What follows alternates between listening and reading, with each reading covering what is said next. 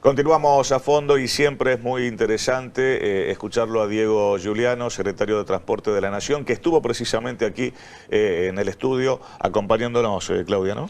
Sí, estuvo visitando nuestros estudios, cosa que le volvemos a agradecer, y pudimos entrevistarlo exclusivamente con Natalie Bedini. No se pierdan la entrevista porque habla de todo. El secretario de Transporte de la Nación, Diego Giuliano.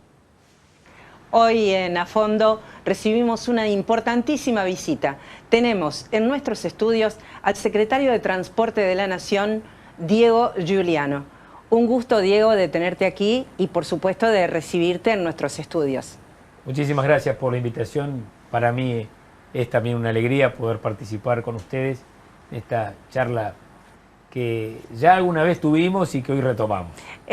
Justamente tuvimos una charla en el comienzo de este programa, en el comienzo de A Fondo tuvimos una charla. Ahora visitas nuestros estudios porque venís del puerto. Así es.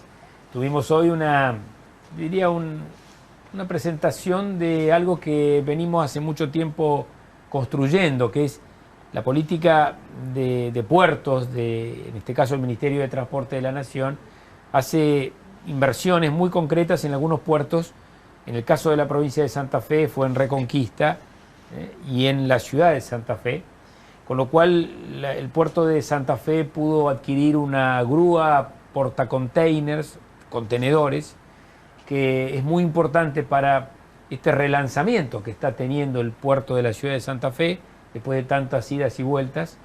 Hay todo un trabajo que viene haciendo tanto el gobierno de la provincia como nosotros del Ministerio de Transporte de la Nación para el playón multipropósito, para cargas generales, para containers y para revitalizar algo que es fundamental, que es un puerto. Un puerto es una puerta a la producción, al trabajo, al desarrollo tal cual. Y esa puerta en Santa Fe estuvo abierta en la historia, pero no siempre se pudo, yo diría, tener la misma proyección que es la que esperamos. Así que hoy estamos trabajando para revitalizar. Natalie, hablaba de desarrollo, así que te dejo un ratito con Diego. Sí, se suma a una acción que también se desarrolló en nuestra provincia. La semana pasada hablamos del sur de nuestra provincia y una inauguración de un tren de pasajeros, en este caso, que se complementa de alguna manera a estas acciones que estás nominando. ¿De qué trató esto? ¿Con qué presencias contaron allí? Y también ahí te veíamos con una participación activa. ¿Qué quiere decir esto en el plan estratégico del Ministerio de Transporte? Bueno, la pregunta es muy oportuna porque el plan de modernización del transporte ferroviario es uno de los objetivos fundamentales que tiene el Ministerio de Transporte. Con Alexis Guerrera venimos haciendo toda una tarea de incorporar trenes metropolitanos, más allá de los trenes de carga, que ustedes saben que han aumentado su capacidad de carga, sobre todo el Belgrano, trenes argentinos cargas, en un 70% aproximadamente a los 2 últimos años.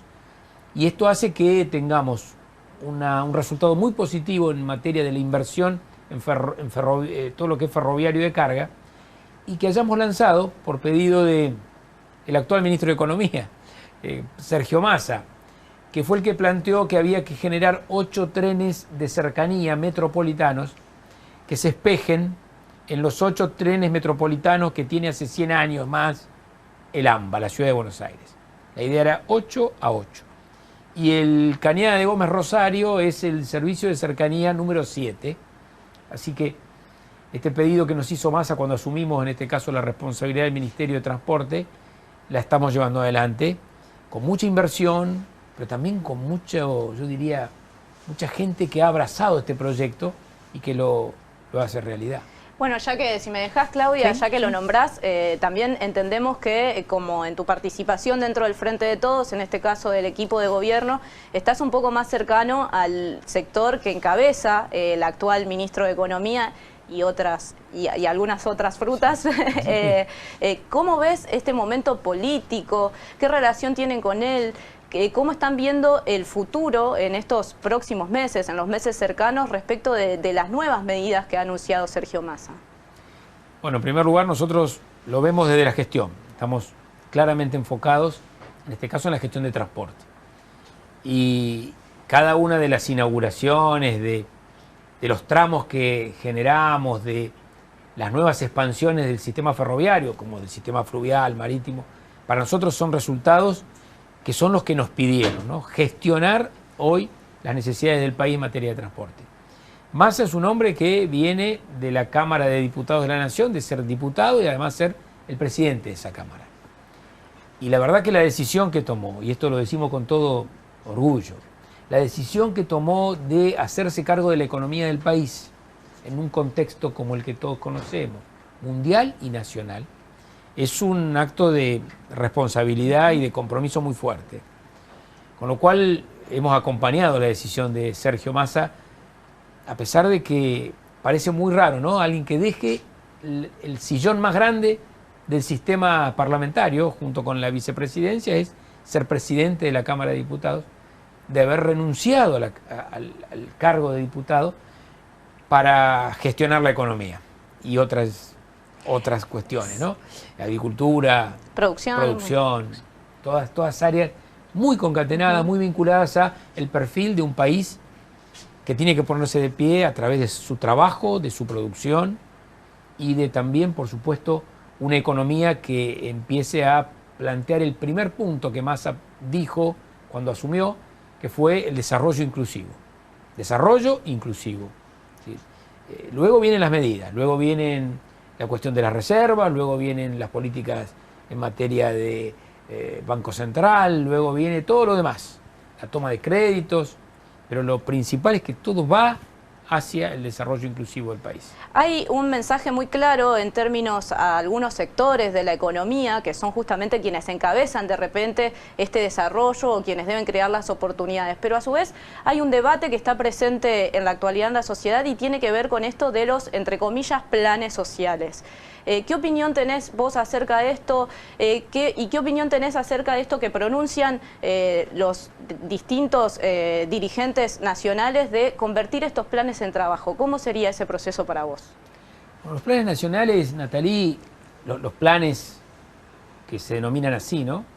Tienen una larga historia en Argentina. Son producto de la desesperación que tuvo la democracia argentina en los momentos más críticos, cuando la hiperinflación y todo lo que significó el 2001 generó la necesidad de sostener un sistema social cada vez más, yo diría, más necesario de sostener. Pero claro que todos sabemos que son políticas transitorias, que se han alargado en el tiempo, quizá por las propias particularidades del país, pero que tienen que transformarse en trabajo genuino. Y esto no es un discurso, esto hay que hacerlo. Y Massa lo ha planteado así, sin que nadie sienta que va a ser despojado de nada, sino al contrario, la superación del trabajo.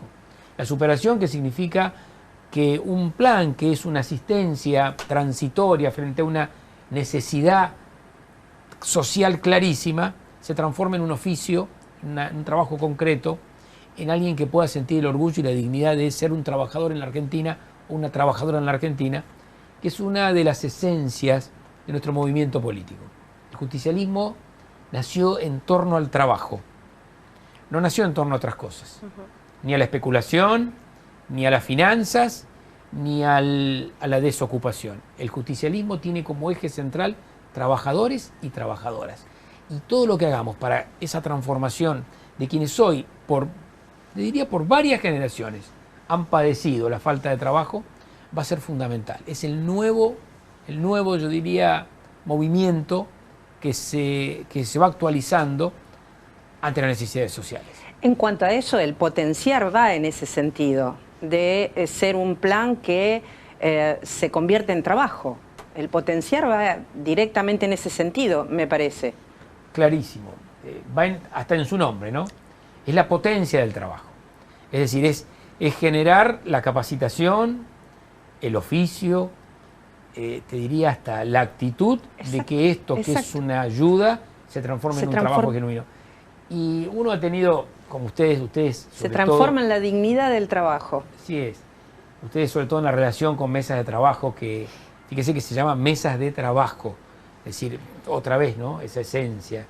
Creo que en el diálogo que ustedes tienen con este movimiento social, político, institucional de la ciudad de Santa Fe y la región, esto lo ven con total claridad, ¿no? ven que cuando uno consulta con alguien que es beneficiario de un plan, a lo que aspira inmediatamente es a transformarlo en la dignidad del trabajo. Y entonces nosotros estamos siguiendo de cerca este proceso. Massa viene planteando esto hace mucho tiempo, sobre todo el catálogo de oficios y la situación distinta de cada persona tiene una realidad, es un mundo. Hay gente que está capacitada para trabajar en determinados oficios, hay gente que necesita completar esa capacitación y hay quienes tienen que empezar de cero. Pero hay más de 300 y pico de oficios que pueden ser adoptados para que la potencia del trabajo sea efectivamente la dignidad del trabajo. Yo no puedo menos que sacarte un poquito del tema y hablarte de un tema que a los santafesinos y santafesinas nos atraviesa, que es el tema de los subsidios para el transporte público.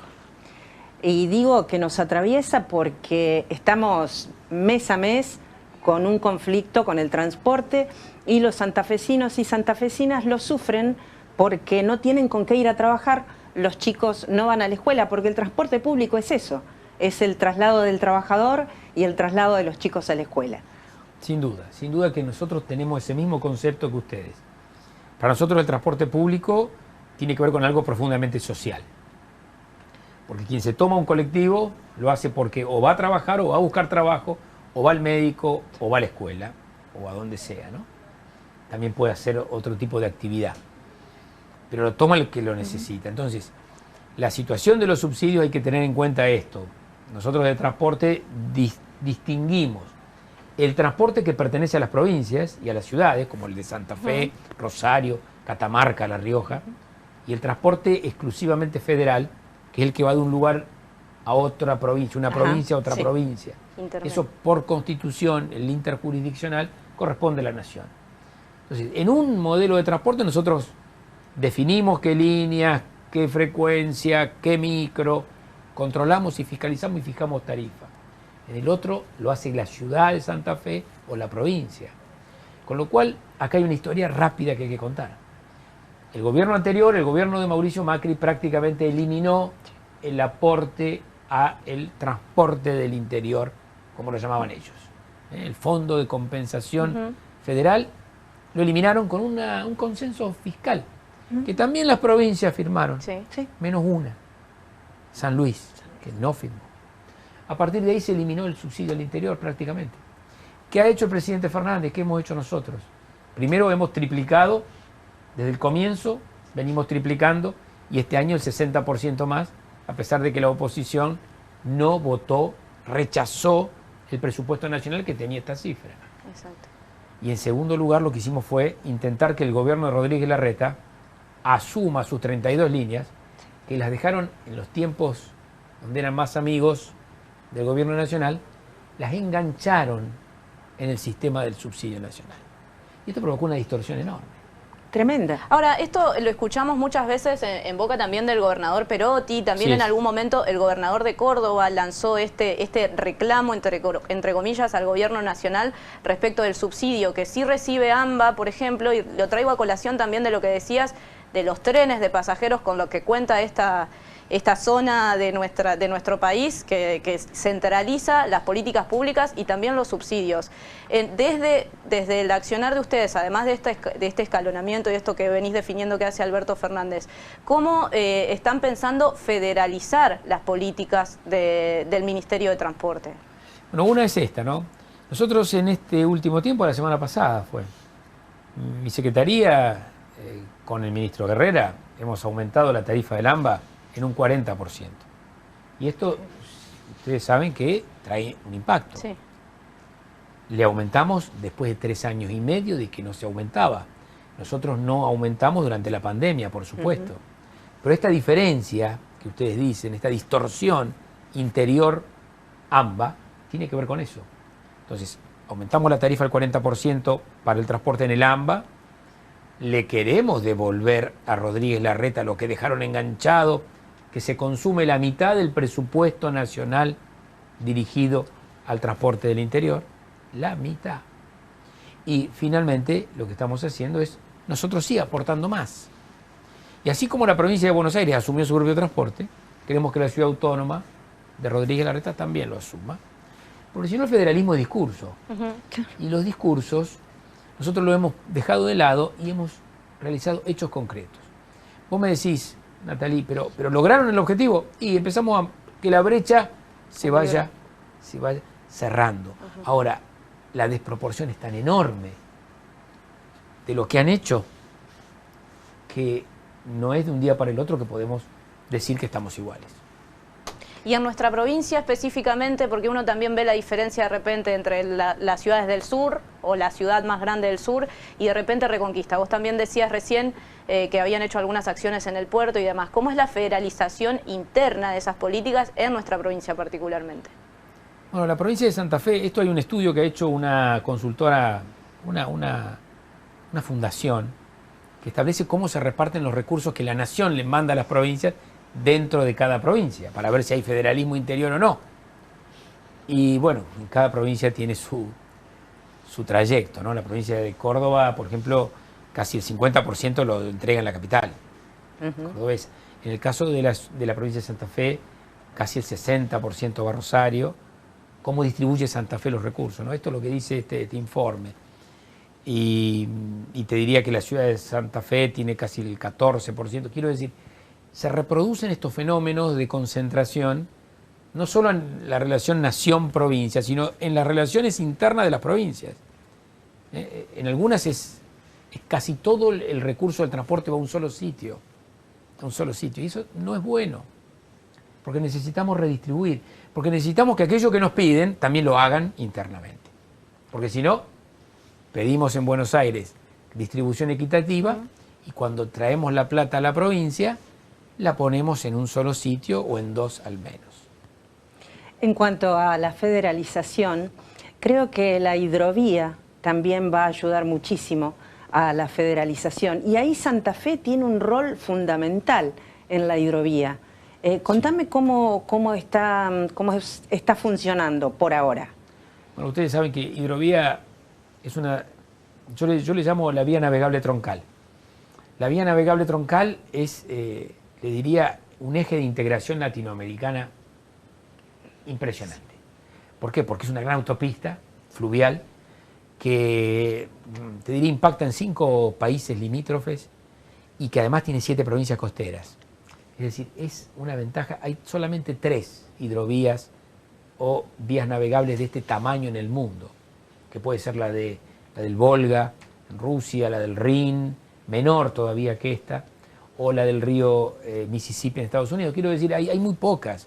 Esto es una gran ventaja argentina que tenemos que aprovechar. Santa Fe tiene la mayor extensión de vía navegable troncal, por eso el presidente Fernández, y ahí tuvimos que intervenir de alguna manera todos nosotros los santafesinos, decidió que la sede central de la vía navegable es Rosario, por el impacto que tiene en la vía navegable, y sobre todo nosotros estamos pensando en una vía navegable mucho más larga. La vía navegable es la que ustedes conocen, pero la vía del gobierno anterior terminaba en Timbúes. Era cortita, era mezquina. La vía navegable que se diseñó desde el Ministerio de Transporte actualmente es una vía navegable que llega hasta las provincias del norte.